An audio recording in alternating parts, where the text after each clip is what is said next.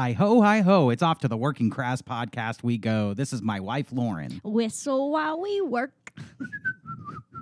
It's all Snow White jokes this episode. And I'm Joshua. And we are the only married couple who host a funny podcast. The only one. The only one. You won't be able to find another. You will find married couples who host podcasts, but they're not funny. No, I'm just joking. And neither is ours. Well, a lot has happened since our last episode. Yeah? A lot. Yeah. I mean, usually we come in with like a list of stories to read, to do our podcast with. Mm-hmm. And we have like a short list. Like, oh, I saved like 3 things since last week. Yeah. This week we came in and you sent me a full list. Yeah, it was like I unrolled the Torah. Same here. Yep. But my list is the exact same. It's just so much happened that throughout the week I'm like, well, we got to talk about that on the podcast. We got to talk about that. What? Lizzo is making her dancers eat bananas out of strippers' pussies. Yeah. I'm like, she just did that for Working Crass podcast, did she not? She goes, like I'm doing it for the pod. That's how Lizzo talks. I'm doing it for the pod. Yeah. I got to go to a concert. I got a beautiful singing voice. Hey, I'm Lizzo. Yeah. She definitely is a Working Crass pod listener. She gets on the microphone. She goes like, I just took a DNA test. Turns out I'm 100% that bitch. This is how I sing. But no, she did a lot of crazy shit, man. Yeah. But okay, let's look at that first. We'll look at that real quick. This is my favorite Instagram page is Impact. Anybody who has a just a general sense of common sense. Anybody who just has common sense, go follow this page and just watch as they abandon common sense at every step of the way. No, they have a lot of garbage on their page, but sometimes they report just the facts, and that's what they did here with Lizzo. They just reported the facts. Oh, okay. They just want you to know that Lizzo released a statement denying all harassment allegations, calling them false. She says these last few days have been gut-wrenchingly difficult and overwhelmingly disappointing. My work ethic, morals, and respectfulness have been questioned. My character has been criticized. Usually, I choose not to respond to false allegations, but these are as unbelievable as they sound and too outrageous to not be addressed. What's the janitor on Futurama? Scruffy. Yeah, you're Lizzo. I'm Lizzo. Scruffy. I'm Lizzo now. These sensationalized stories are coming from former employees who have already publicly admitted that they were told their behavior on tour was inappropriate and unacceptable, or something like that. Mm.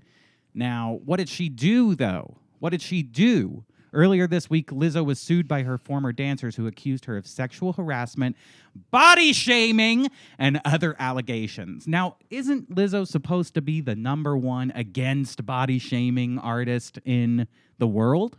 Yeah. Yeah. Isn't that like her whole message? Is like no, that was body her shame? brand. That was her brand. And behind the scenes, she's like, "You fat bitch, lose some weight."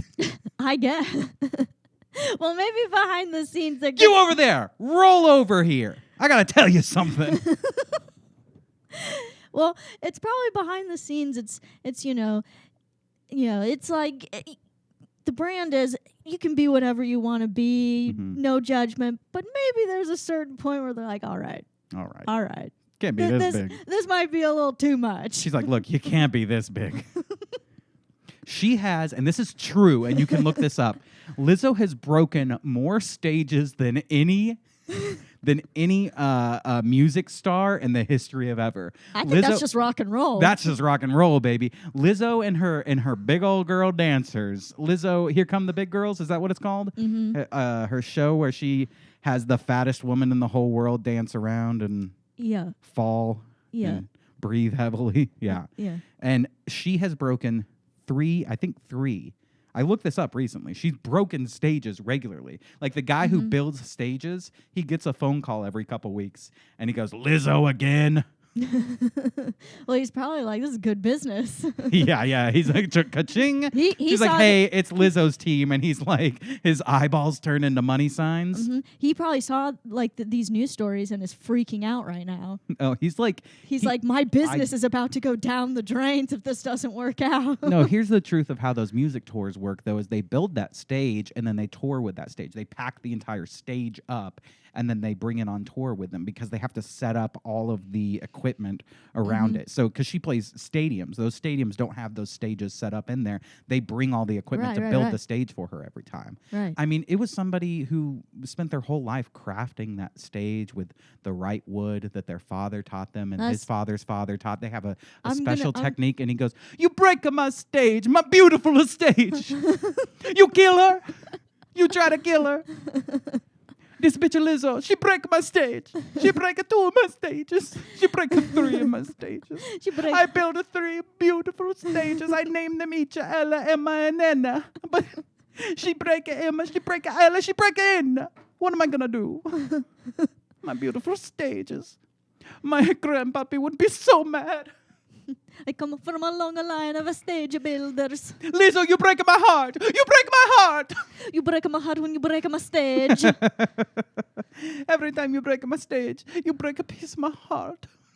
No, I guarantee he's like, this is good business. Yeah. I love this. Get it. We need more big girls on this stage. Yeah. Break it every week.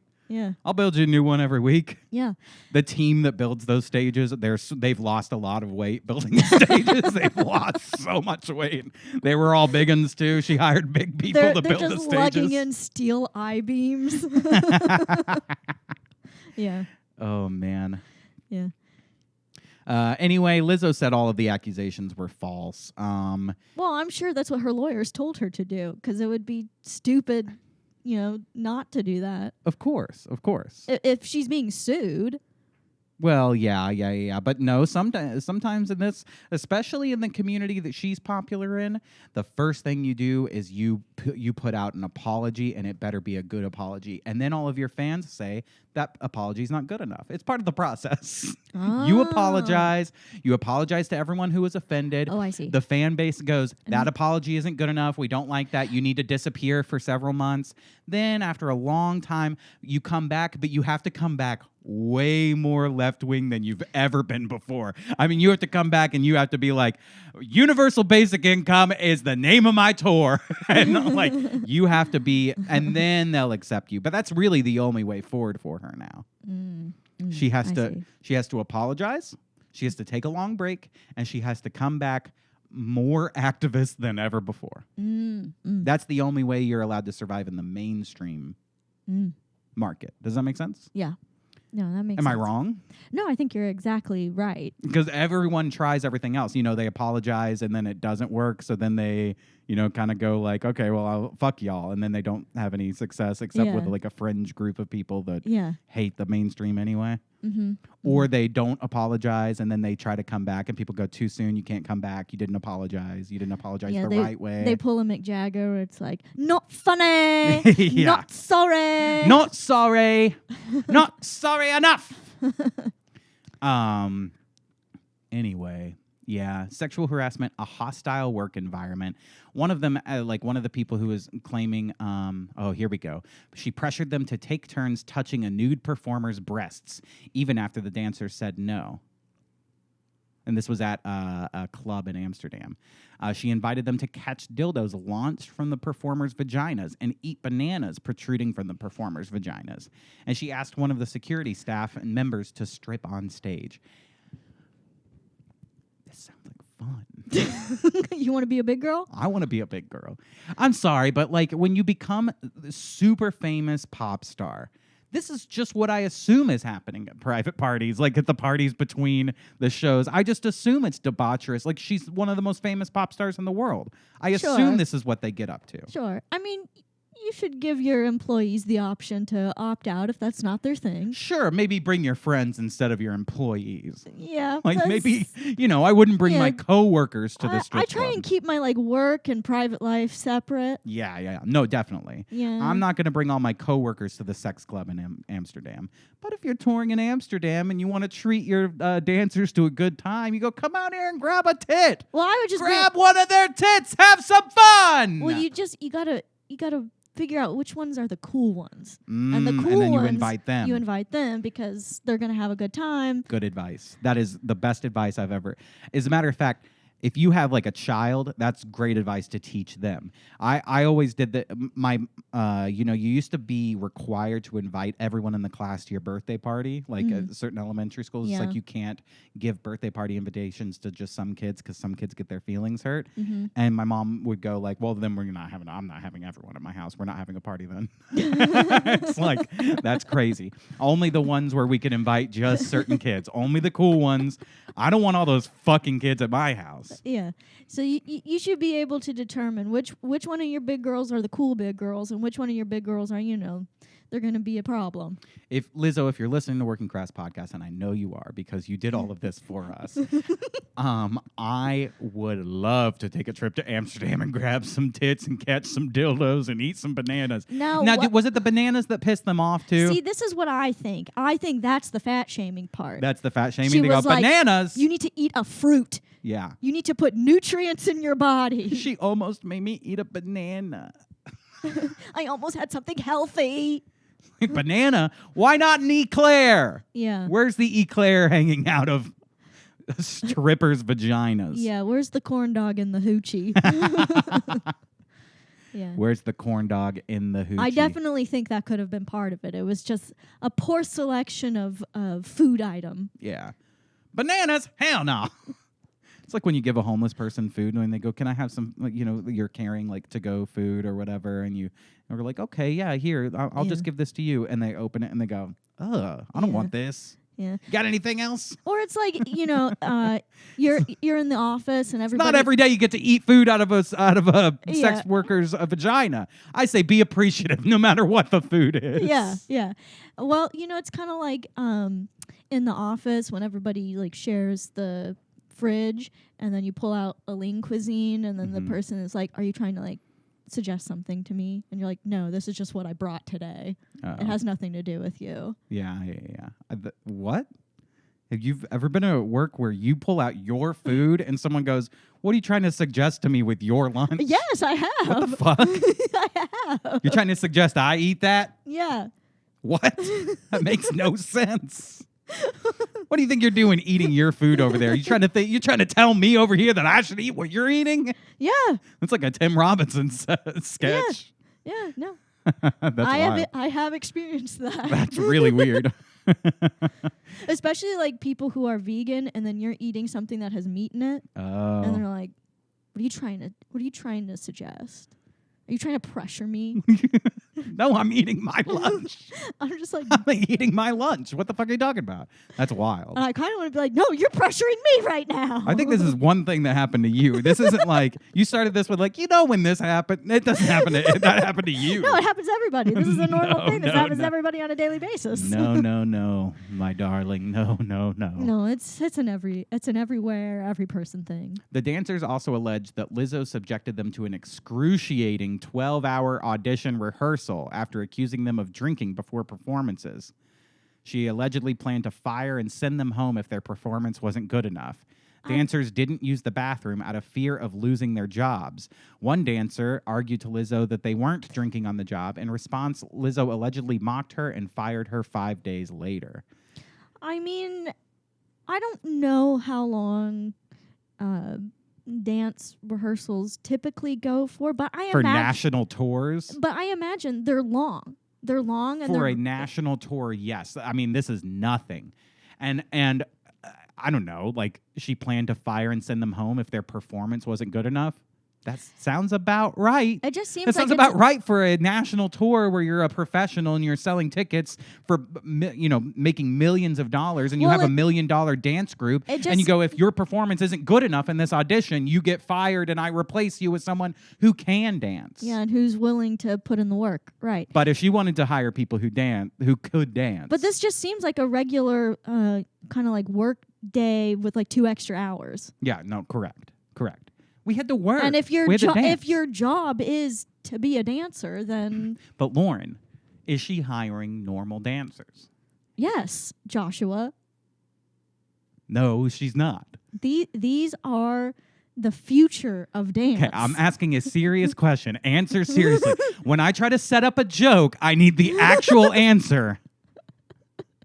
It's not your turn to just make something up and pretend that you disagree with me for no reason. But that's my style. Yeah, your style is to derail. Your style is no and. Yes. Yes. Yes, and. No, she doesn't hire normal dancers. She hires the fattest dancers who ever lived. That's her thing. That's the whole point of the show that she has, is that I hire big old women. And big old women, unfortunately, can't rehearse long hours or dance that well. So you're going to have to fire people sometimes. You're going to have to send people home. You're probably going to have a lot of issues. They probably weren't drinking on the job before, but they were definitely eating on the job before. Right? Yeah. One dancer recorded a rehearsal due to health concerns. Lizzo allegedly called out her weight gain, berated her, and fired her. It's like, you're a dancer. That's a job that's in the, and you have to be physically fit to do. Yeah. Well, maybe this person's weight gain was called out because it was impeding their dance ability. It was starting to get in the way of them dancing. What do you mean maybe? I'm trying to be generous here. What do you mean maybe their weight got in the way of dancing? 100% the weight got in the way of dancing. This is a horrible way. Dancing is a physical art form. You have to be in top physical shape to be a dancer. You did dancing for a period of time. I did. Was there at any point in your dance classes an emphasis on your health? Yeah. And being physically fit enough to dance? Yeah. How much of an emphasis was on that? I would say there was a fair amount. Like a lot. Like, it's important for you to be able to move your body without getting tired while you dance. Yeah. Yeah. It's important to be in shape. Well, for a dancer. I also did ballet, and sometimes in ballet you have to do partnered dances, and you're right. It's different. You were doing ballet. They're doing buffet. It's two completely different styles of dancing. Yeah. Davis was then forced to stay. Davis is one of the dancers. Forced to stay in a room while a security staff member searched her phone to make sure the footage was deleted. Oh, of the rehearsal. Yeah, because you can't release rehearsal footage for a multi-million-dollar artist. Yeah. It's against. You probably signed that in your contract. That this is all. You probably signed an NDA for this. Yeah. She's now suing Lizzo's production for false imprisonment. You made me work for 12 hours. You made me dance as a dancer. This is false imprisonment. This is what happens when you hire all untalented dancers. This is what what happens when you hire all physically unfit dancers. Is that you're going to get sued. Because they're going to go, she's making me dance. Well, I think it's what happens when you hire... It just doesn't look good. When you hire people who are really into victimhood culture. Yes. Because these are the people who, a lot of their worldview is rooted in resentment and grievance. And trying to, right what they feel has been, unjust instances that they've had to experience. And so I think those people tend to be always on the lookout for how can I take down the next person who's on the rung above me. Mm-hmm. But does that work? No, You don't get to no. take the place of the person that you knock down.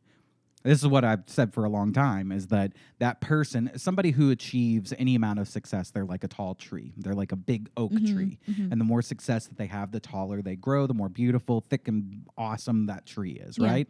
But it starts with a seed. It starts with, just starting to do work, and it's a little bit at a time. You grow a little at a time.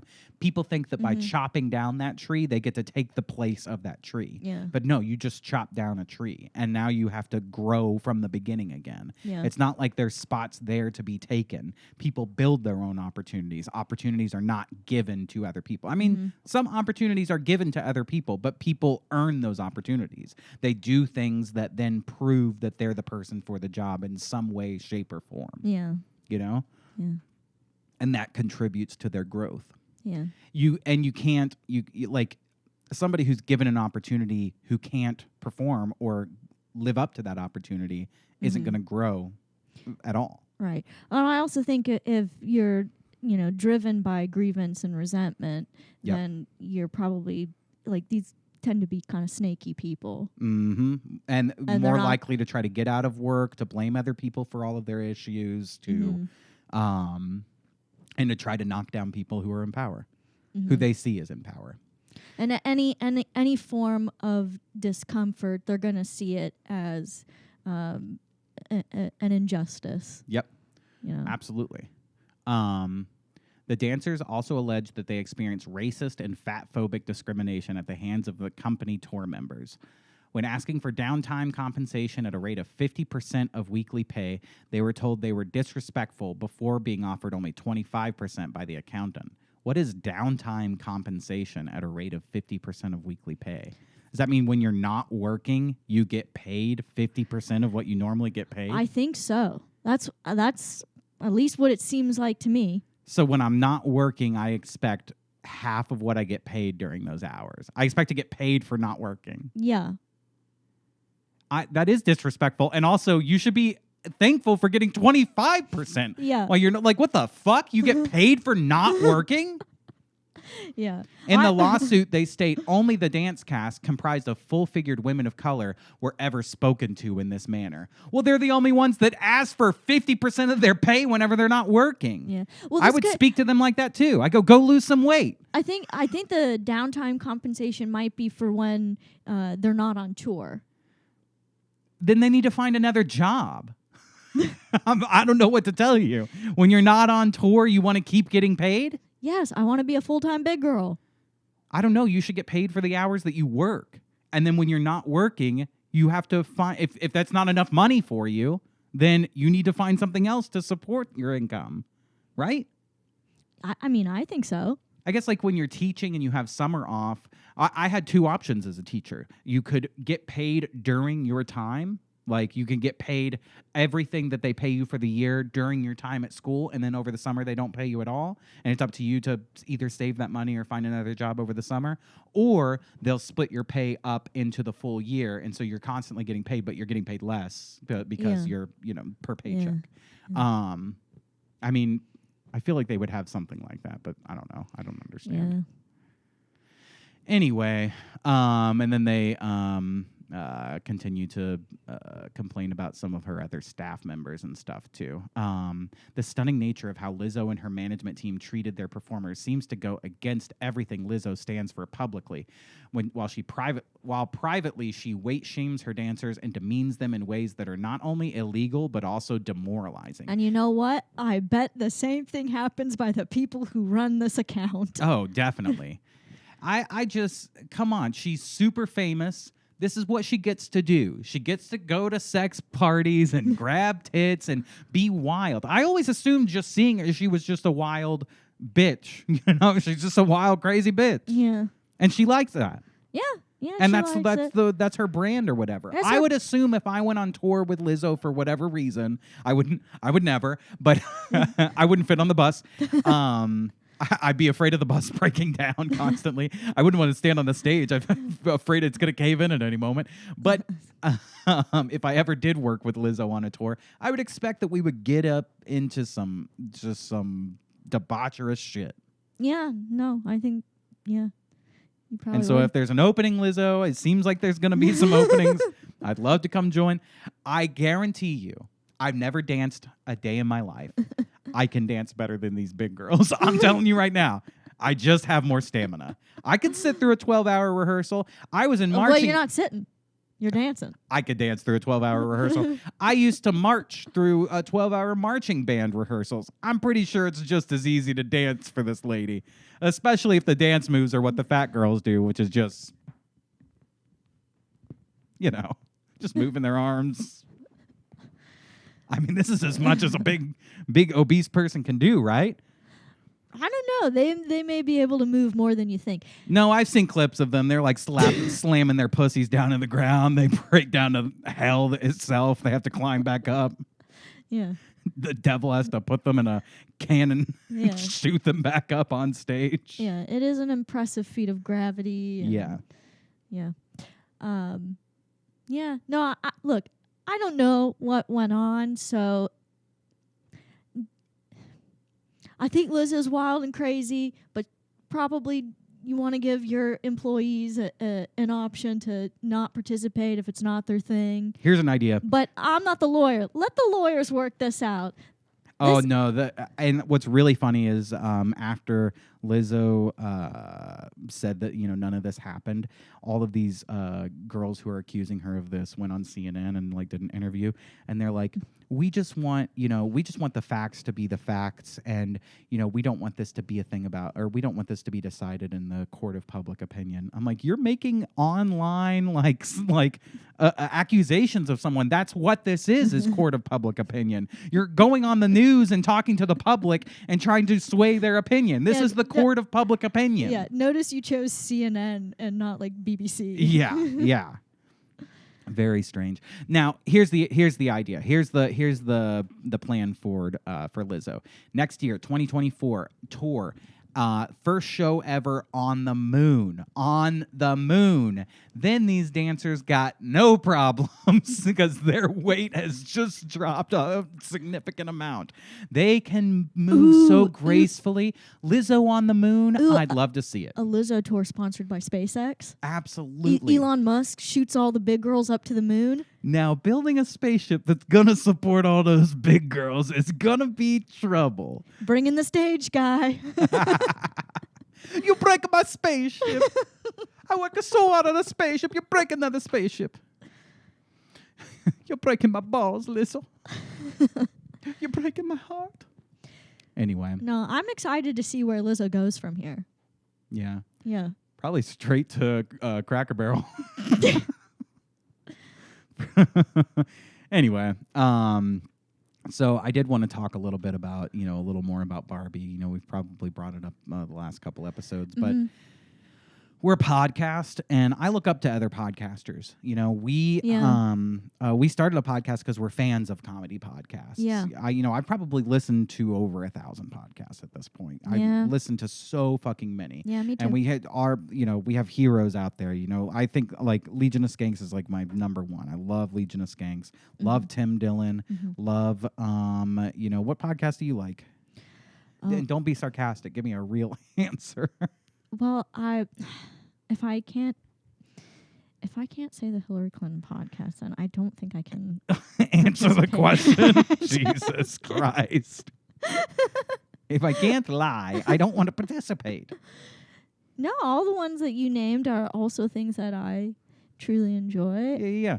I love a good Adam Friedland show. Yeah. I like all those fantastic podcasts. Lemon Party and Hate Watch podcast. Love those. But one of the first podcasts I ever got into, I ever listened to, was the WTF podcast with Mark Maron. And I loved listening to interviews with some of my favorite comedians, and they really dive deep into things. And he's still got it. Is this gonna make me mad? Do we listen to? Do you still listen to Mark Maron? No, I haven't listened to Mark Maron in a long time. And why is that? Well, he lost his edge, Lauren, he hasn't lost his edge. That's what I'm telling you right now. He hasn't lost his edge. He's still got it. I stopped listening too because I thought he lost his edge. But Lauren, Mark Maron's really still got it. You want to see why? He's on the pulse. He's on the pulse, baby. Are you sure this is not going to make me mad? Nope. I'm not sure of that. So Mark Maron saw Barbie, and this and is, I assume if I'm going based on the Mark Maron that I once knew, he rolled his eyes and groaned and thought it was a waste of time. thought it was preachy and Yeah. not great comedy. Yeah, no, that's kind of what I thought. He used to kind of be a curmudgeon and would Yeah. judge things heavily. That's kind of why I liked him, because it reminded me of me. Yeah. His whole thing was kind of being an asshole. Yeah, I love And being that. okay with being an asshole. Yes, and being, everyone's a little bit of an asshole sometimes, Mhm. and his thing was like looking at the world and being like, what the fuck, Like, I'm an asshole and I can see all the assholes. Yeah, sure.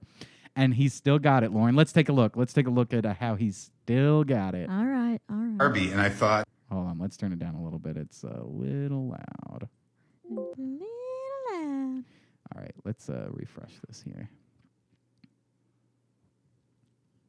Barbie, and I thought it was a fucking masterpiece. And I don't throw that word around lightly, but Jesus Christ, right? I didn't know what to expect.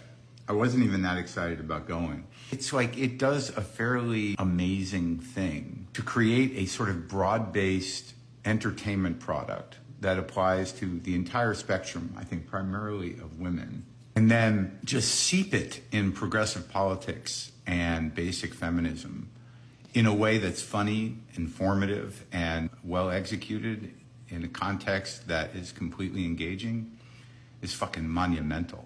It shouldn't be, but it is pretty radical, and it's intentionally, thoroughly explaining feminist ideas in a way that's funny. I'm just going to go out on a limb here. Wait. This is my favorite line. I've just never seen anything like it.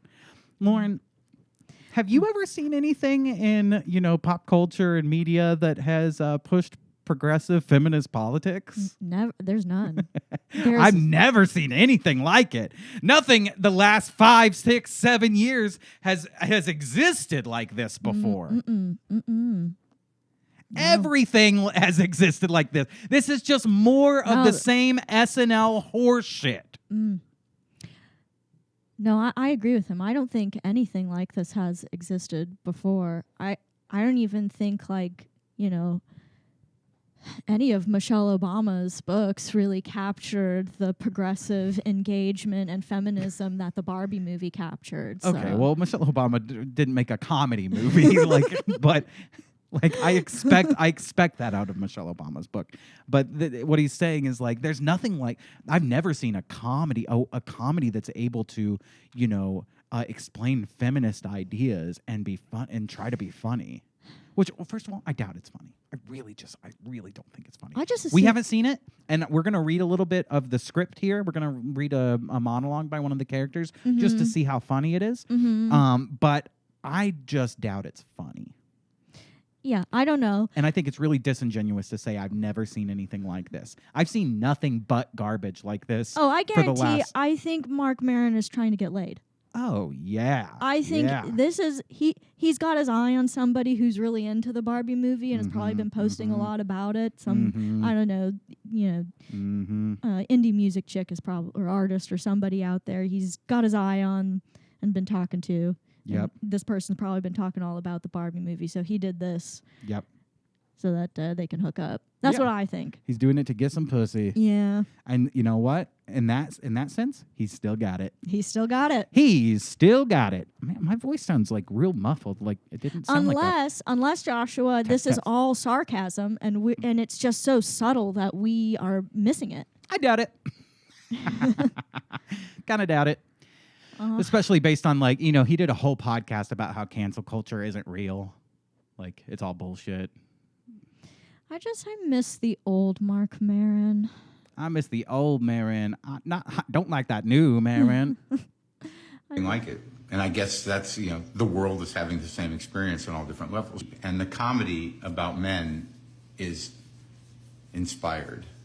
And the fact that certain men took offense to the point where they, tried to build a grift around it in terms of their narrative as right wing. I see what's happening here. I see what's happening here. Okay, so there's conservative people who have come out and said they're not into the Barbie movie. So that means, as a progressive, you must have the opposite take. You must make a statement. You must make a statement and have I'm the not opposite with any take. right-wingers. I don't agree with any right-wingers. You can't possibly agree on anything. Couldn't agree, couldn't see eye to eye on anything, and that includes the Barbie movie. That includes the Barbie movie. The Barbie movie is a cultural discussion that we need to have. A cultural Mattel written discussion that we need to have. Yeah. It's important that you understand that sometimes society has these cultural discussions that we all need to have. And sometimes they just happen to be sponsored by Mattel. Yes, sometimes they just happen to be sponsored by multi-million-dollar corporations. Exactly. So embarrassing for them. I mean, so embarrassing for them. Any dude that can't take those hits in that movie, they've really got to look in their pants and decide what they're made of. I mean, Jesus Christ, what a bunch of fucking insecure babies. The performances are all great, but it's really that script, man. And I saw what a bunch of insecure babies. There's no way I could ever share an opinion with one of them. Yeah, exactly. What a bunch of insecure babies who aren't making response videos on TikTok about how other people are reacting to something. What a bunch of insecure babies who aren't saying everything that's supported by mainstream media. Yeah, exactly. And every corporate entity in the world. Yeah. What a bunch of insecure babies. What a bunch of insecure babies just sit in the movie that says all men are stupid and take it. Yeah. I don't know if it says that, but from what I can tell, it seems like a big portion of it is about the patriarchy. The patriarchy. And how everything is the patriarchy. And the patriarchy is evil. It doesn't even work for men is one of the points. It's like patriarchy is even bad for men. See, I've read things on both sides of the spectrum where I've seen people saying this is like super, this is a true testament to feminism, but then I've also seen people saying, no, it's actually mocking feminism, so it's actually a really like cool anti-woke conservative movie. I've seen both I've seen everything sides of the too. spectrum, and I'm just like, which, hey, it's none of those things. It's just a commercial. Well, and to Mark Maron's point here, he does say that it's kind of an all-encompassing, broad, and he says it's amazing how the script was able to fit in this, these ideas that, reach a bunch of different people in a bunch of different ways. And maybe that's true. Maybe it is a really great fucking movie. Maybe it's amazing. Maybe it's so great, and like even people who are right-wing are able to look past the left-wing talking points, and people who are left-wing are willing to look past right-wing talking points in it. Maybe. But to take to the internet. But you're skeptical. Yeah. No. I'm very skeptical because it's a corporate film about Barbie, about a product, not a person. It's about a product. I don't know.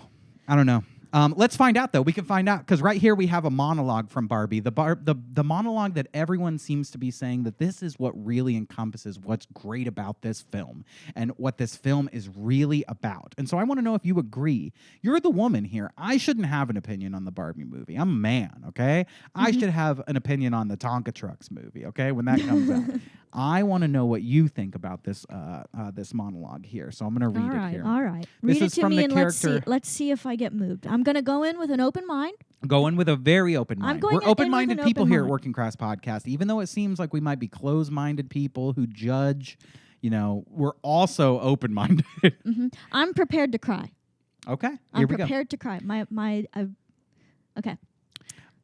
Here we go. So this is from the character played by America Ferrera. She says in the film, her character says, "It is literally impossible to be a woman. You are so beautiful and so smart, and it kills me that you don't think you're good enough. Like, we always have to be extraordinary, but somehow we're always doing it wrong. You have to be thin, but not too thin. And you can never say you want to be thin. You have to say you want to be healthy, but also you have to be thin. You have to have money, but you can't ask for money because that's crass." By the way, Working Crass Podcast always supports being crass. They said crass, so I am starting to get a little moved. You have a tear run down your eye. They did a shout out to us. You have to be a boss, but you can't be mean. You have to lead, but you can't squash other people's ideas. I love it. You have to be a boss, but you can't be mean. But I want to be a mean boss. I thought you were supposed to be a bad bitch. I know. You have to lead, but you can't squash other people's ideas. You're supposed to love being a mother, but don't talk about your kids all the damn time. You have to be a career woman, but also always be looking out for other people. You have to answer for men's bad behavior, which is insane. But if you point that out, you're accused of complaining. You're supposed to stay pretty for men, but not so pretty that you tempt them too much or that you threaten other women because you're supposed to be a part of the sisterhood. But always stand out and always be grateful, but never forget that the system is rigged. So find a way to acknowledge that, but also be grateful. You have to never get old, never be rude, never show off, never be selfish, never fall down, never fail, never show fear, never get out of line. It's too hard. It's too contradictory, and nobody gives you a medal or says thank you. And it turns out, in fact, that not only are you doing everything wrong, but also everything is your fault. I'm just so tired of watching myself and every single other woman tie herself into knots so that people will like us. And if all of that is true also for a doll, if all of that is also true for a doll, then just representing women, then I don't even know. Lauren? Mm-hmm. Your reaction? Oh. We were reading this to get your reaction? I'll be honest. About halfway through, I started to zone out. That's my honest reaction. Why? What about it made you zone out? I just, it's pretty basic women's lib stuff. Pretty much every talking point in the book. And Lauren, Mark Maron said that this has never been said before. He said this is new and original. You're telling me that's not? I don't think so. I think in most basic women's studies classes, I'm pretty sure I've heard all of that and then some. Now, do you agree with all of it? Or do you agree with some of it? I just think people, there's too much emphasis on people tell you have to be this, and you have to be this, and you have to be this, and I'm just like, so what? What? Why are you focusing on that? Yeah, exactly. Just do what you want to do. Exactly. Ignore them. Yeah. I don't know. I'm just not buying that people tell women to do all this. All of these things that you hear? I think it's people who are not comfortable being themselves, who get all of their worldview from media, and they're overly plugged into popular culture stuff.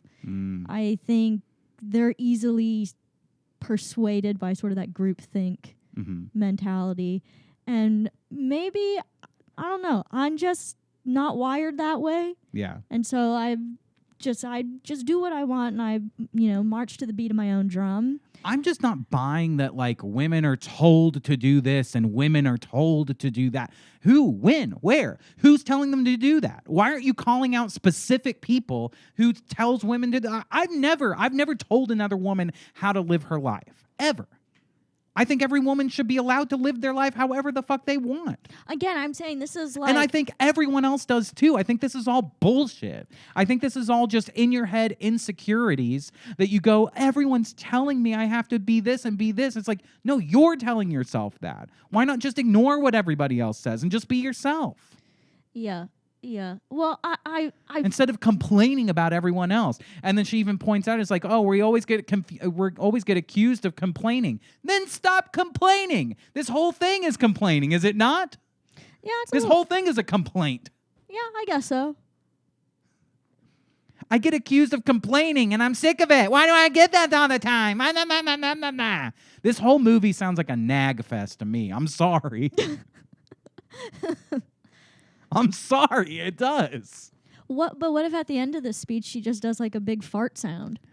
Then I'd love it. And I'd go see the movie again. I'll buy it on DVD. I'll listen to the commentary. Yeah. Yeah. You're supposed to stay pretty for men. Did anyone ever tell you need to stay pretty for men, Lauren? Nobody specifically told me that. I'm sure if you watch stupid rom-coms, and all you If you do read is read Cosmopolitans. Cosmo Mag. It's all like, if you're only glued to like certain media stuff and consume that in a large quantity, and you don't really have the ability to think for yourself, then you might feel pressured from that. And maybe the people in your life are, the type of people that put a lot of pressure on you to be a certain way. But I don't know, a lot of that is just, you have to figure out how to be comfortable in your own skin and tune out the noise. And do we need? And for some people, that is a lot harder than others. I don't. Clearly, from everything I hear from this and everything I see on television, that's just like this, that's pushing this third wave feminist agenda kind of stuff. Yeah, and even the people who are like me and say like, oh, I don't really care what other people think of me. Yeah, I'm sure that there are times, because I think about myself too. Or yeah, I think it's human nature to want to feel pressure to be a certain way, or to change yourself in certain ways, Well, or to feel guilt about yourself in certain ways. I think it's human nature to feel guilty, to feel pressure, but I also think it's human nature to feel like you want to be part of a group. Yes, but none of that is women specific. No, that's what I felt like this entire speech. This could go for everybody. Yes, this is just a human correct. thing. We always pressure every person to behave in a certain way, and it's not just women, it's not just men, it's all people of all types. We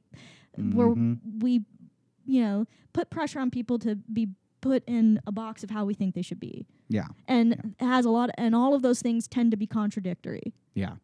Yeah, definitely. Incredibly contradictory. But it's everyone. It's not just women. Yeah, but that's not who the movie. Also, what is this? Is. You have to answer for men's bad behavior. Who does that? What woman has to answer for men's bad behavior? Can you think of an example of that? Hillary Clinton. Hillary Clinton had to answer for. Okay, that's fair. But this is supposed to be speaking to the masses. Everyone's not Hillary Clinton. Like, yeah, Hillary Clinton should have to answer for certain things that her husband does, because he's the president of the United States and she's the first lady. But an average, everyday person has to answer for men's bad behavior? Who? What average person has to answer for some man's bad behavior? Well, I'm sure like a lot of women who go through divorce, they probably, like, if their husbands were jerks or whatever, I'm sure people in their lives are rude and blame them in some ways, and it probably comes out in conversations.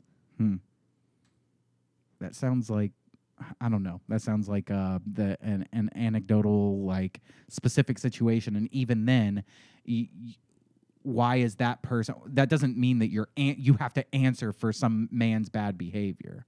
It's very strange. It's just putting a lot of emphasis on what other people say about you. And I think that zero emphasis should ever be put on what other people say about you. No, I agree, but I think for some people that's hard. Too bad. That's part of being a human being. Yeah, it's hard. I hate the argument that it's hard. Yeah, but we all have to do it, and we have to quit, like, bitching about it, like, so much. Like, all media has been destroyed over this, because we all have to remind everyone all the time of the feminist agenda. And then people like Mark Maron come out and go, oh, this movie's brand new. I've never seen anything like this before. We've been repeating the same talking points for 6 or 7 years. Mm-hmm. It's getting incredibly tiring. Mm-hmm. It's super tiring. Mm-hmm. It's like, I would agree with all of this probably 6 years ago and be like, you know what? I could see that, and I'm willing to look at that from a different perspective, but it's been shoved down my throat so much that I'm like, no, fuck it. Shut up. Right? Yeah. Yeah. Is that at least a fair point? Yeah. No, I think that's fair. I think that's fair. At a certain point, I'm like, no, we get it. Your lives are awful. Being a woman is the worst possible thing in the world. Yeah, no, I agree. It's so horrible. Everyone tells you what to be all the time. Sure, you could just flash your tits and have whatever the fuck you want, and no man can ever do that, but whatever. Sorry. I just think it's stupid. I think it's like, it's like all of these cultural arguments. It's, no, I actually have it worse off than the other group. That's all of the cultural debates and arguments that we ever have. It's like, well, actually, I have it pretty hard. We have it pretty hard, and you really don't. Yeah. And Well, it's like, that's all- no, everyone has it equally hard. Yeah. Well, Even not equally hard. Everyone has it on some spectrum of difficulty, Yeah. and it has nothing to do with certain instances have something to do with sex, race, and all different types of what is the word, intersectional ideas where people land on the intersectionality chart that you get. What's the word? Oppressed in certain situations and in certain areas of the country in different ways. But that is the case. That's well, why. it's like the oppression compounds based on your intersecting identities. Sure. And so, like, everybody is competing to be at the top of the oppression hierarchy because right now in our culture, things have gotten to a weird point where having been oppressed now earns you some level of status, particularly in like a lot of progressive spaces. Yeah, that's true. It's what gives you the key to being able to like speak about certain things. Yeah. It's it's your card to be part of the in group. Yeah. Yeah. And I think a lot of people are, I don't know, there's a lot of people who are just starved for wanting to feel like they have some sense of power over others. Yeah. And so they gravitate towards that ideology. Yeah. Whereas I don't, and I don't care. And none of this really offends me in any way. I just don't care. Mostly I thought this monologue is really long. Long and boring. I thought it's really long and it's kind of cliched. And so I zoned out. out. This entire quote sounds like, if you were to ask me, write what you think the all-woman movie monologue is going to be at the end. I go, okay, well, it's going to be about how hard it is to be a woman. Yeah. Yeah. I mean, yeah. How do you think the all-woman movie is going to end? I don't know, by them all complaining. And I would be right. I just thought we learned about like. Here's what I don't like. Women are better than this. I don't hate women. I don't hate that there's a movie for women. I don't hate that women can commiserate together about what they stress about. I think all of that is great. I just think the way we represent women is by complainy bitches. We don't have bad bitches. We don't have like really like independent women. There's no representation for independent women. There's only representation for women who fall into this idea only.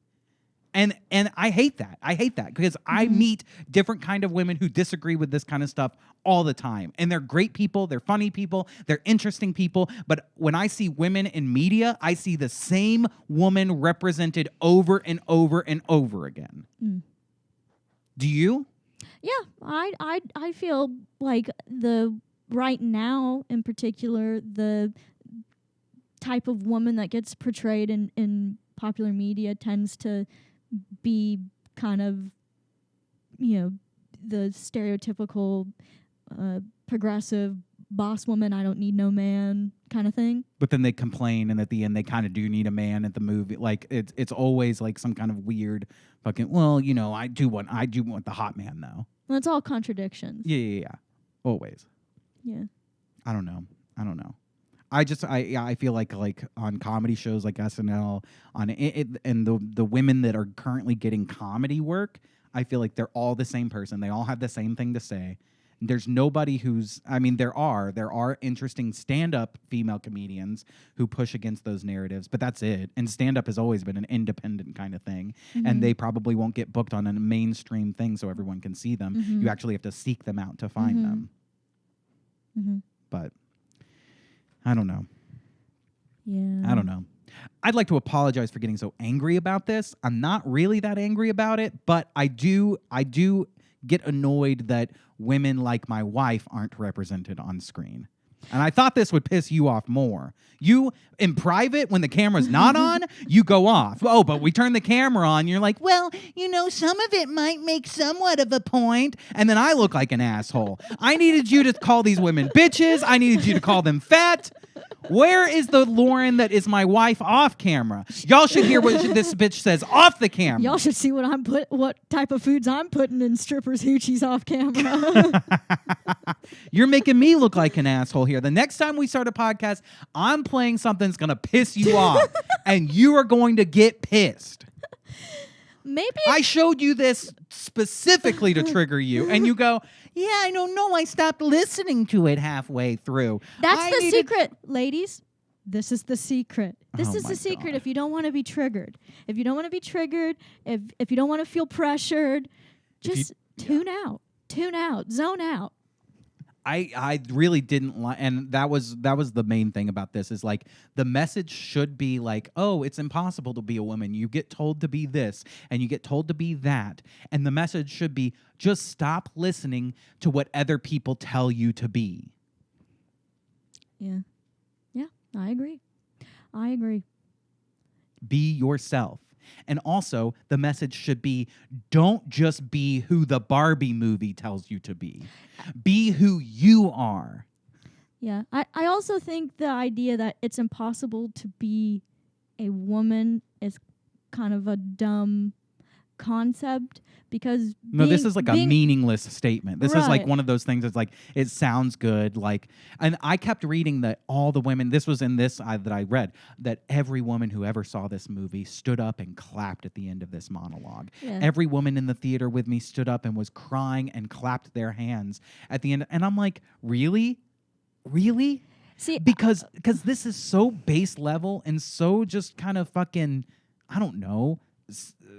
What did you said it was cliche and this is like just already treaded territory. We've already said this kind of stuff before. I think it's kind I'm pretty sure we said this in Mulan. Yeah, definitely. That's what the movie Mulan was about. Absolutely. This is what I Love Lucy was about.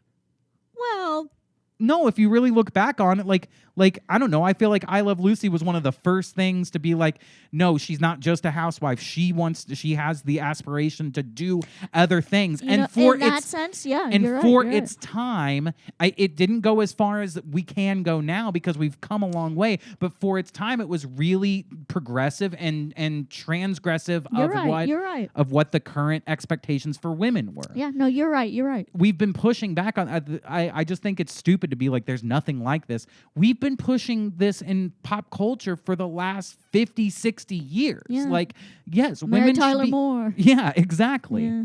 I think it's dumb to pretend like this is a new idea. And I also think it's really dumb to pretend that there's a big group of people who disagree with this. It's like, no, I don't disagree with anything being said here. I just think it's stupid to bring up again. I think it's dumb and tried over and over, cliche. It's nothing special, and pretending like it's special is stupid. Yeah. And Well, I think it's okay for some men to be like, I don't like that the movie makes men out to be stupid or makes men out to be inherently evil for being men. mm-hmm. And it's like, that's fair. That's a fair argument. I don't think everyone should be like, those people are bad people. Look in your pants, you fucking coward. It's like, calm down. It's just a dumb culture war thing. It's just a movie. It's Yeah. Barbie. Yeah.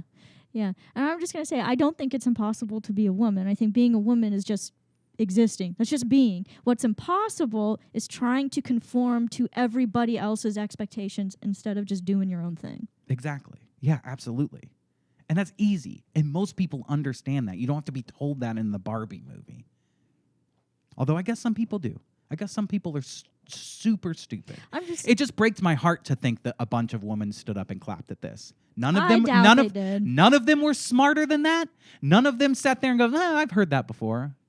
Every woman stood up and started crying and clapping. Is that the state of women? That makes me think less of women. I didn't think less of women before the Barbie movie. Well, now I do. I feel like that's, they're way overgeneralizing. Oh, They're for like, sure. Every woman who sees this loves it. But that is what I saw. That is what I saw. They said every woman stood up in my theater and then comment after comment. Me too. Every woman. There wasn't a single woman in the theater who wasn't standing up and crying. Me too. Yeah, every single woman. They all had to make a point of it that every woman likes this. And if you don't think so, you're wrong. Yeah, Do you yeah. like this? Do nah. you want to see the Barbie movie? I need you to look at that camera, Lauren. I need you to say, I, as a woman, hate the Barbie movie, so that we can get some fucking clicks, and this episode will be what I needed it to be, okay? I am going to say I don't like it. I don't dislike it. I God don't damn it! care about it. You don't understand. I am indifferent. You know what I would say? Lauren, you don't understand Excuse me. how podcasts work. You don't understand how the internet works right now, okay? You're trying to have a nuanced take. Nuance is not what sells, okay? I agree with... Nuance is dead. Nuance died long ago. We don't need that. I agree with some. I disagree with some. So do I. No, off the podcast, we could be like, yeah, no, it's very fair. On the podcast, we need to go, I hate it. They're fat. I don't like them. All right, you want me to say my true thoughts on the Barbie movie? Let's do it. I think it shouldn't have been Barbie who was featured in this movie. I think it should have been a movie about the tiny plastic dogs that you could get for like $1 at the grocery store, because that's what I collected as a kid and I was obsessed with, and it resonates with me. That's what brings me nostalgia. Where's the movie with the dog toys? There you go. That's what my I'm take. looking for. That's my That's take. what I'm looking for. To tell you, you can be any breed of dog you want. I want you to look at that camera. I want you to say, fuck women.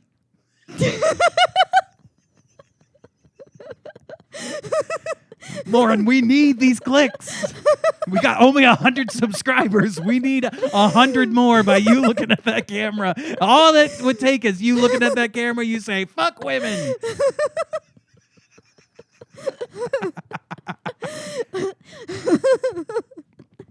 Oh, man. But that's true though. I had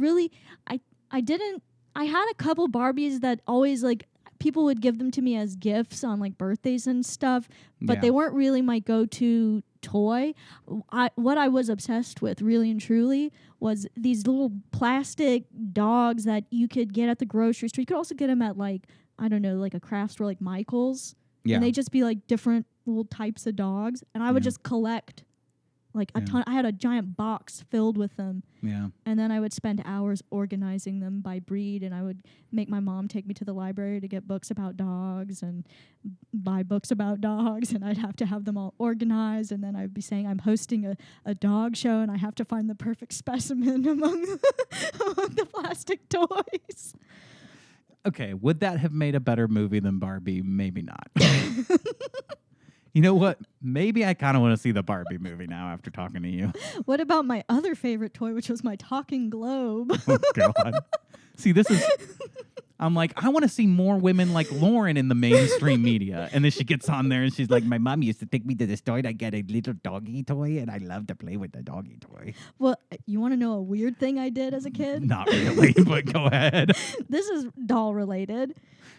So I had read, because in elementary school, this was I think 3rd or 4th grade, we did this thing where it was like a living museum where you got to pick like a famous person from history, and then you would dress up like that famous person, and then people would come all around the gymnasium and they would tap you, and then you would give like an oral autobiography of that famous person. Yeah, I did something like that too. And so I chose Anne Frank. Yeah, okay. And so I read Diary of Anne Frank, and I was really like... By the way, so did I. When my school did that, I also did. You know, it resonated with me. I thought it was really moving, and so that was the person I chose. And while I was in that period of my life, I got a shoebox, and I went to the craft store, and I got a bunch of items, and I created my own shoebox diorama of Anne Frank's attic, and then I found like my dollhouse doll things, and I would sit in my room and play, "We're hiding from the Nazis. This is the story of Anne Frank." And I mean, that sounds like I was disturbed, but I don't know. I don't think it sounds like you were disturbed, but I'll be honest, I zoned out halfway through. Fair enough. Fair enough.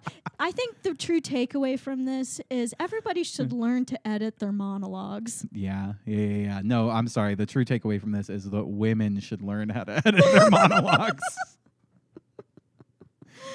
All right. Well, let's move on here. I do have a couple plugs, but I do want to say I don't mean to. I don't know. I probably came across a little too harsh on this one because I'm trying to get Lauren goaded up.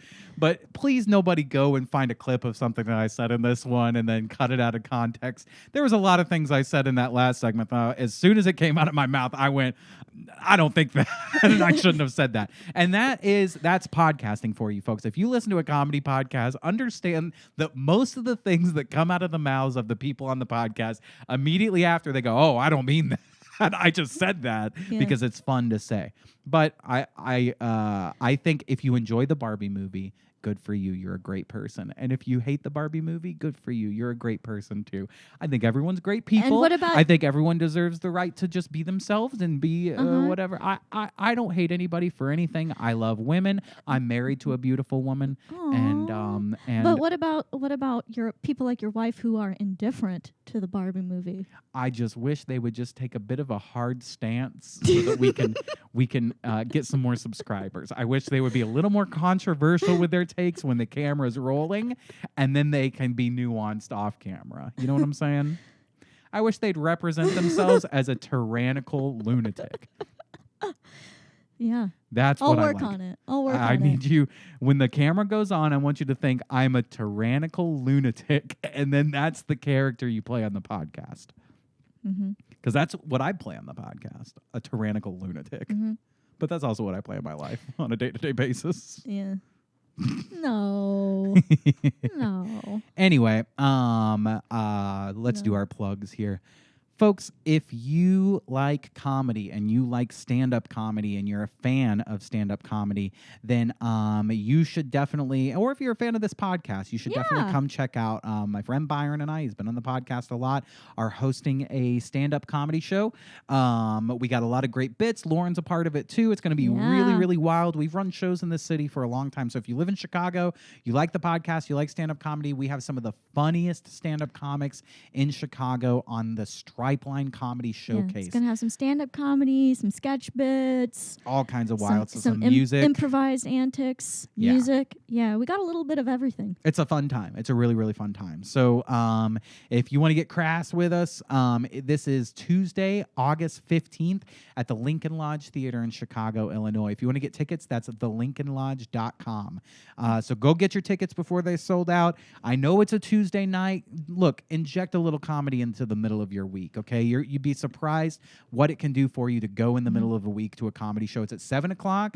It's going to be an hour. You'll be out of there by 8 o'clock, I promise. And I guarantee you will stand up and clap and weep during this show, just like you would at the Barbie movie. The ending monologue will blow your mind so much. You're going to make a TikTok video. You're going to go, I've never seen anything like this before. This has never existed before. And you will be right about that because this is, we'll be doing things that nobody's ever done before. Lizzo would be shocked by the things that we are going to do. Lizzo would be deeply offended by what we're going to do on that stage. So come on out Tuesday, August 15th. It's at 7 p.m. Get your tickets at thelincolnlodge.com. It is at the Lincoln Lodge, which is a great comedy club, by the way. Hey there, folks. I just want to take a quick moment to talk to you about something that Lauren and I are very, very excited about. We are finally releasing our Patreon.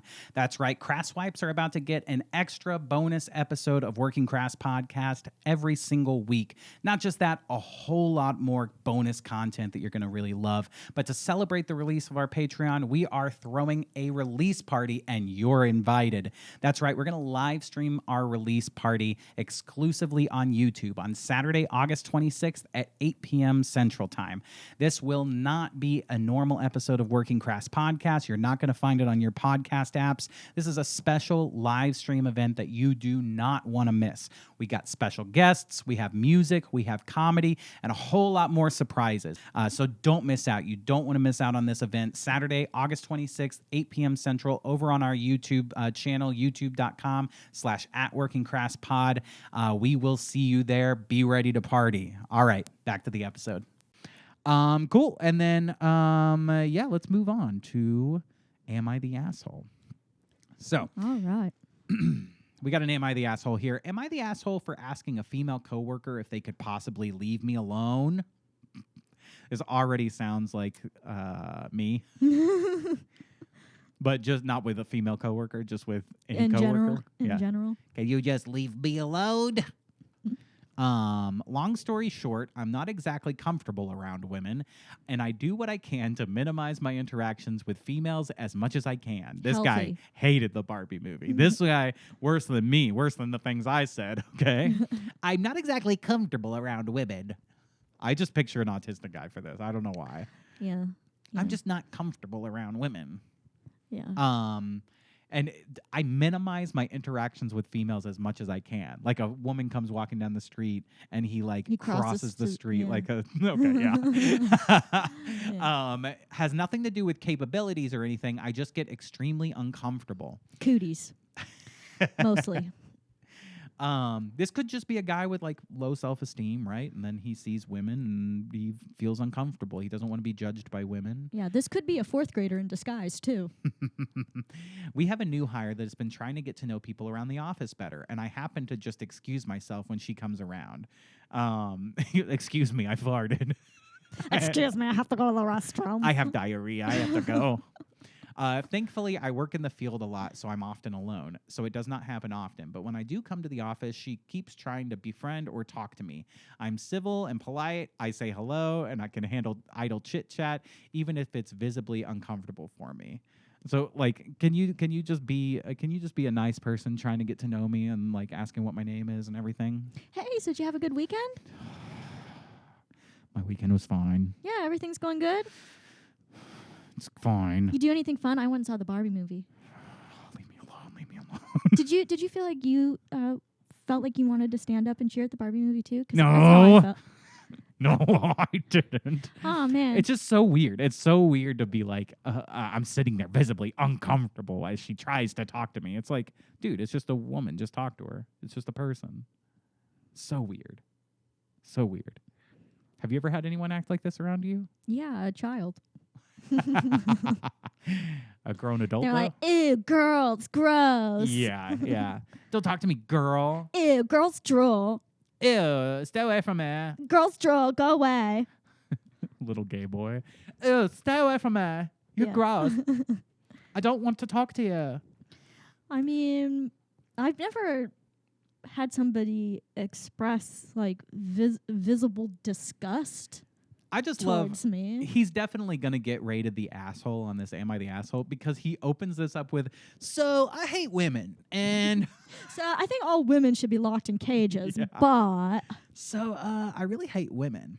By the way, this is our pro-woman portion of the podcast. Before was our anti-woman. Now we got to go into we the... just You know, want to next say time we record a podcast, we really should start with the pro-woman stuff so that people don't turn it off and then don't get to the pro-woman stuff at the end, you know? well, that wasn't you. That was this guy.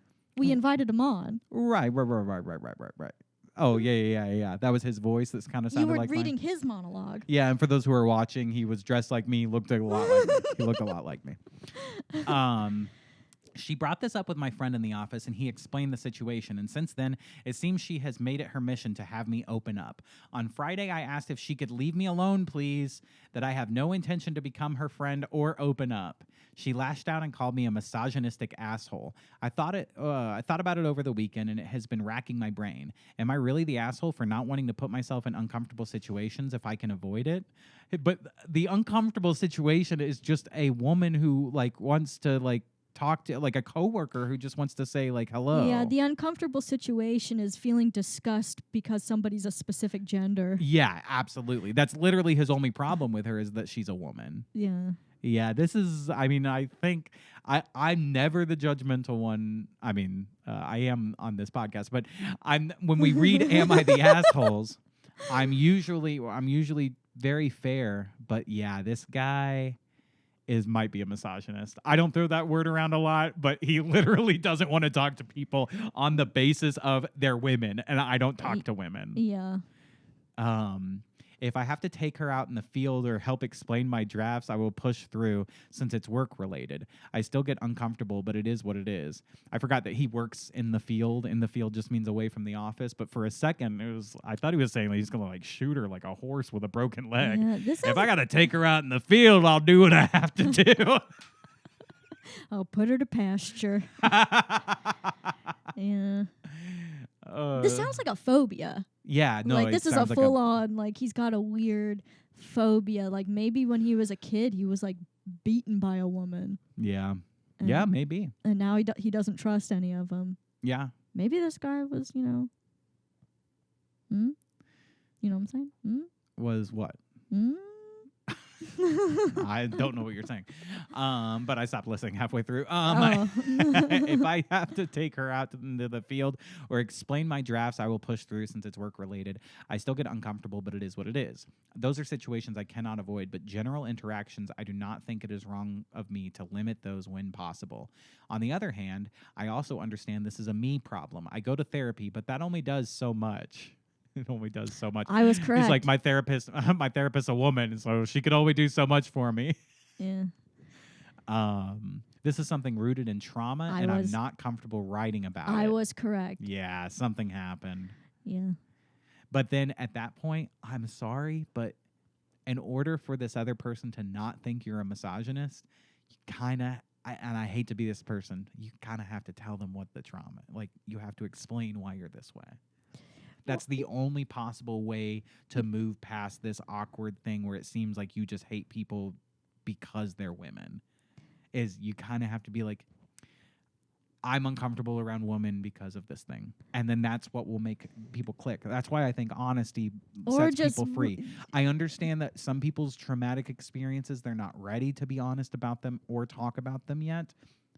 But my advice would be to at least try, because in my experience, when you have these types of interactions with people and there's an element, there's something that they don't know that you know, and you know why you're acting the way that you do, but they don't know, the missing key is being honest and telling them that thing that they don't know. Yeah, he could probably just give her what he wrote here. What he wrote here.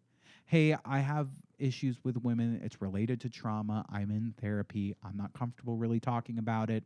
But you know, that's why I act this way. I'm sorry if I offend you. Yeah. And then it's done. And then it's done. Then it's a wrap. But the way he's going about it is definitely, I mean, it just makes him appear to be a misogynist. I have problems talking to women, and I don't really want to take my free time talking to you. Thank you. What did he say? He was like, can you please leave me alone? I have no intention of becoming your friend. Like, it's not the way to go about it. It's just not. And that's why she thinks he's a misogynist. And that's why I kind of think he might be, too.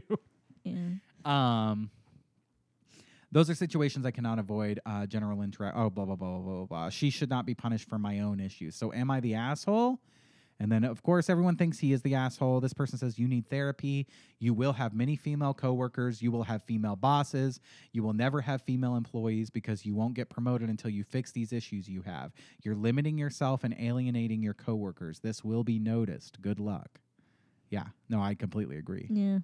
That's true. You will encounter women in the world. Yeah. You need to be able to talk to them. I don't think you're an asshole. May I suggest talking about the Barbie movie? It will help you because every woman in the world stood up and clapped their hands. May I suggest going to see the Barbie movie? You will be exposed. That's just going to make him more of a misogynist. I'm no, sorry. I think that's cognitive behavioral therapy. It's like yeah. you know, putting yourself in the heart of the phobia. He treats it like exposure therapy. It's like he's at a horror movie. He watches it between his like fingers covering his Sweating. eyes. He's like, ah. He's shaking as he's entering the theater, and somebody's having to like push him in. There's so much women around him too. Mm-hmm. He's like, it's gonna happen again. The thing that happened to me as a child is gonna happen again here in the Barbie movie. Yeah. No, but totally. Like you're gonna have female coworkers. What if he had a female boss? Like, how do you handle that if you're afraid of females? If you can't talk to your boss, yeah, like you're gonna come across as an asshole for sure. Yeah. Yeah. Now, if you have a female boss, you should probably quit and find another job. But I'm just saying. Now, I will say this, and this is anecdotal, and I'm not trying to use this as a way to say something about women in general or about society at large or about culture in any way, shape, or form. But every female boss I've ever had, ever, the coworkers, we all come in every day and we go, is she having a good day or a bad day today? It always is like that. Where male bosses I've had, that's never been a question. It's never been, is he having a good day or a bad day today? I know that there's plenty of people who've had opposite experiences with other people. That's only been my experience at my several jobs. But every female boss that I've ever had has represented the females very poorly. I'll tell you that right now. Highly emotional, highly argumentative, very cliquey, very if they don't like you, they'll make your life a living hell. So like very grudge. They hold grudges a lot. Whereas my male bosses were very go with the flow. Willing to have conversations, willing to have difficult conversations. My female bosses would always delegate the difficult conversations to other people to have. And it's sad because I don't want women to be represented as overly emotional, manipulative people. But in my life, they keep representing themselves as such. Just saying. And I'm not trying to say anything about culture at large or any woman or anything. It's just an anecdotal story. Yeah. Yeah. And so why did I even say it? Some might ask. Up to you. So if it's not about what we're talking about, why even talk about it at all? Good question. And you're asking the right questions. And you're listening to the right podcast. Oh, man. Well, anyway, so after people, after everyone told him he's an asshole and a misogynist, he left an update. He says, thanks for all the replies. Was not expecting this many. I'm going to talk to my boss about this since we have to head up to New York so we can talk about this on the drive to the airport. I don't want to bring this up with HR because I do not want her to get reprimanded or written up over a first offense. Why would she get reprimanded or written up? She's just saying hello. She just wants to talk to you, dude. Also, here's another thing about this guy. I wish a woman would come up to me and try to talk to me and be my friend. No women talk to me ever. And this guy's like, a woman's talking to me. She won't leave me alone. I don't know. Yeah. Now, this girl that's talking to him, hot or not, what do you think? If she was hot, do you think he would have these problems? Do you think this is, because I've known some guys that are like, yeah, I'm not looking to be friends with any women. And then the woman in question is unfortunate looking. And that's why he's like, I don't talk to ugly women. Sorry. I've known guys like that. Maybe, although me personally, I love ugly women. I have no problem with ugly women. Okay. I'll be friends with any woman. I don't care how ugly or fat you are. I'll love you no matter what. But I've met a lot of guys who are like, I'm not going to be even friends with her because I don't want her to even be around me or think that I would be interested in her because I'm not attracted. And guys who cannot be friends with women who they're unattracted to. And not even a dating thing. It's just like, I don't want to be her friend because I'm not attracted to her and I don't want her to think that I would ever be attracted to her, so I won't be her friend. No, I like to imagine that this guy is like, he sees boobs and gets scared. Yeah. Well, he wouldn't like to go on tour with Lizzo. I'll tell you that right now. That's too much girls for him. Yeah. Oh, yeah. Too many. A lot of girls. That's a lot of women. Yeah. Yeah. He would not be okay with the Lizzo shenanigans. One last edit. I had no idea. This. I guess people had gotten on his case for saying female and women. He said, I had no idea female and women could not be used interchangeably. English was never my strong suit, as you can clearly see by my grammar and syntax usage. I am a math guy. I am a math and science guy, he ends with. Autism. I'm sorry. This whole thing chalked up to a little bit of a mental disorder here where he just has trouble talking, like conversing with people who are not the same sex. Yeah, but I'm a bit of more of a math and science guy. The women make me nervous. Yeah. Oh boy. She walks up and he goes, yee, yee. But it's all like back to the traumatic incident. Yeah. Yeah. Yeah, the traumatic incident is like his high school girlfriend kissed him. He's like, I'm not ready for that. You don't understand. That was awful. You don't understand. I developed stage 4 cooties. Oh, man. I had no idea female and women could not be used interchangeably. Oh, not be used. Wait, it can't? Well, these are, the progressive police over here trying to police everybody's language. But so what situations are you not allowed to interchange female and women? When you're on Reddit. That's the situation. I thought that they were entirely interchangeable. I'm sorry. Well, I see. Because female is sex and woman is gender. yes. And they're saying you can't interchange them because female is regarding your biological sex and your gender and your biological sex have nothing to do with each other, according to Reddit. Not according to me. I mean, yes, according to me. Officially according to the Working Crass podcast. Folks, here at the Working Crass podcast, we do not use female and woman interchangeably, okay? We understand. You could be a female man and you could be a female woman. Right, Lauren? Right. Look at the camera and look directly down the camera and you say, I, Lauren, believe that you can be a female man. I believe that you can be a female man, female. Mm-hmm.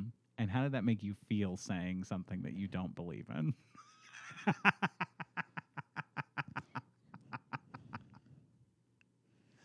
Made me feel a little like Mark Maron, I think. All right. No, he might very well believe what he said, but I think he's trying to get laid.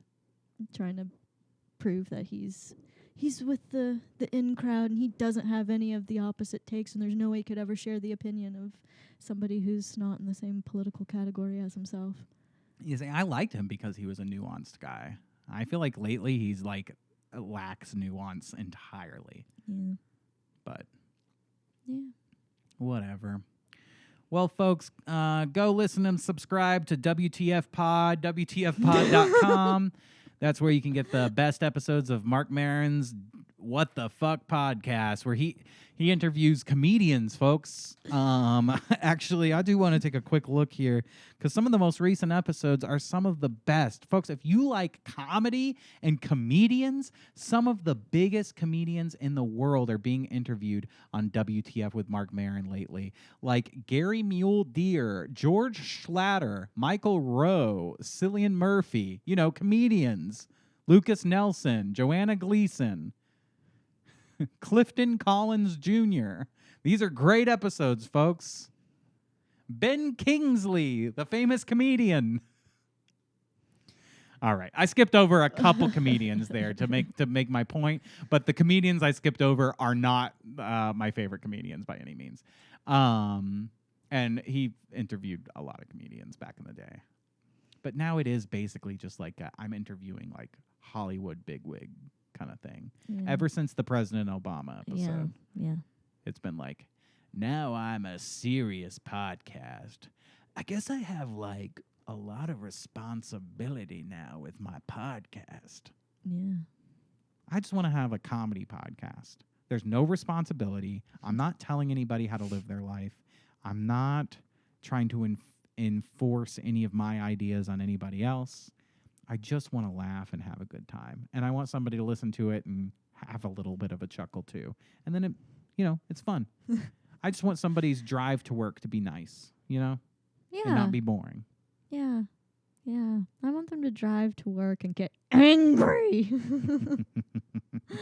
That's what I want. Well, if we want, a successful podcast that makes money, we're going to need to make some people angry.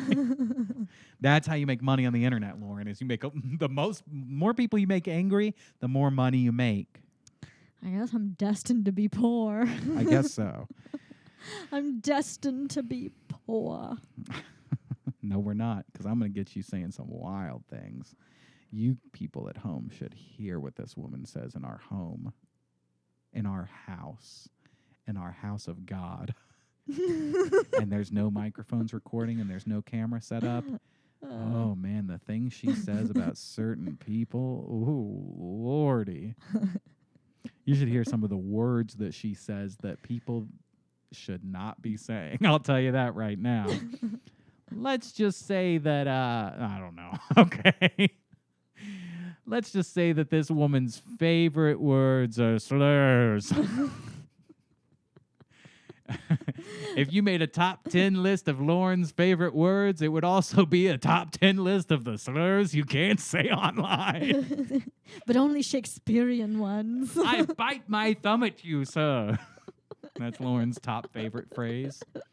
I bite my thumb at you. Anyway, well, thanks for listening. We hope that we made your drive to work a little more entertaining. If that's what you do, or, during work, if that's what you do when you listen to this podcast. We don't mean to hurt anybody's feelings, but if we did hurt your feelings, head on over to Apple Podcasts and leave us a nice review about how we hurt your feelings and give us 5 stars. Yeah, and if we hurt your feelings, sign on to the Lizzo class action lawsuit. I'm sure you'll get a few bucks out of that. Oh, my God. Because you're not getting any money from us. All right. Well, thanks for listening. See you next week, and goodbye. Bye. Oh, we didn't do what we learned. I'm sorry. I forgot. Oh, But that's our thing. I know, but I forgot. Let's do it right now. We're back. We're back. We're back because we forgot to say what we learned today. Okay, what did you learn today, Lauren? I learned that we're idiots who don't even remember our sign-off for our own show. And I learned that I should probably avoid the most heated topics on this podcast because I can't even get my wife to say offensive things in front of the camera. That, or I got to go a little harder. And if a man can't do that, what is a wife good for? If a man can't piss his wife off, then what the hell is a man good for? If a man can't get his wife to storm the Capitol, then what's she good for? All right, now goodbye for real. Goodbye, have a good weekend.